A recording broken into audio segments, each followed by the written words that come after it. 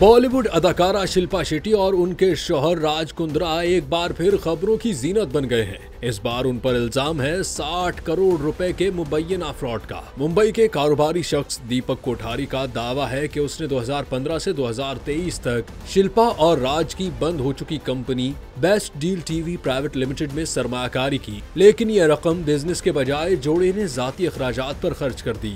कोठारी के मुताबिक उन्होंने मजमूई तौर पर 60.48 करोड़ रुपए दिए, जिनमें शिल्पा ने जाती गारंटी भी दी, मगर बाद में डायरेक्टर के ओहदे से इस्तीफा दे दिया। ये मामला अब इकोनॉमिक ऑफेंसेस विंग के हवाले कर दिया गया है, जो तहकीकात कर रही है। दूसरी जानिब शिल्पा शेट्टी और राज कुंद्रा ने तमाम इल्जामात को बेबुनियाद और बदनीयती पर मबनी करार देकर मुस्तरद कर दिया है और कानूनी कार्रवाई का ऐलान किया है।